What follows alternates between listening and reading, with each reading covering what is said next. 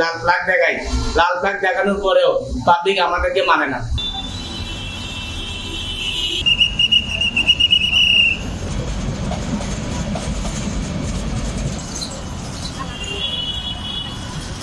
আমাদেরকে স্টেশন থেকে বলা হয় ট্রেন আসতেছে, তখন আমরা গেট বেরিয়াল ফালাই, গেট বেরিয়াল ফালানোর পরে আমরা ঘন্টা বাজাই, গেট বেরিয়াল ফালাই।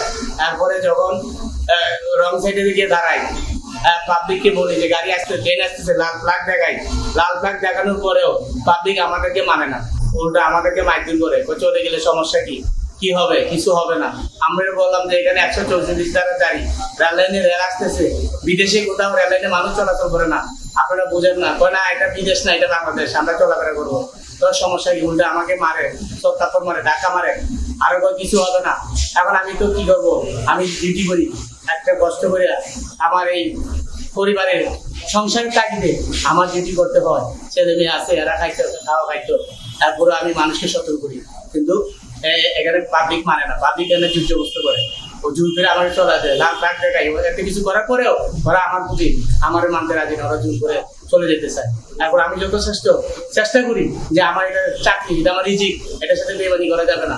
এক্সট্রিম মশার কয়েল প্ল্যান্ট ফাইবার দিয়ে তৈরি, ডেঙ্গু, চিকুনগুনিয়া বাহি সহ যে কোনো মশার বিরুদ্ধে দেয় এক্সট্রিম সুরক্ষা। আমি এরপরেও আমি বলি যে না, এদেরকে সতর্ক করার জন্য চেষ্টা করি, আমি ট্রেন পারাপার করি, এই চলাচলের জন্য আমি সব দিক দিয়ে চেষ্টা করে পারাপার করি।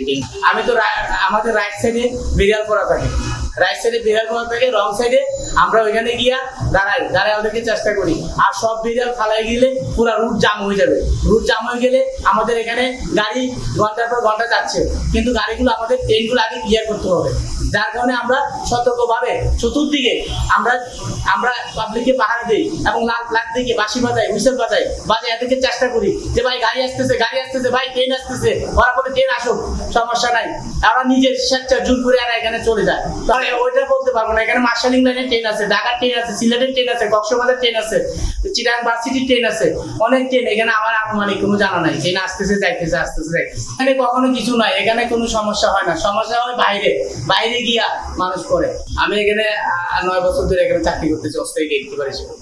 না, এখানে আমরা সতর্ক পালন করি, কোনো এখানে দুর্ঘটনা ঘটে না, কিন্তু পাবলিক আমাকে মারে বা আমাকে মাইক করে লাথি মারে। আমি হাসপাতালে ছিলাম, আমাকে অনেক সময় লাথি মারে, চোর মারে, আর জোর করে আমার উপরে ওরা মারপিট করে আমাকে চলে যায়।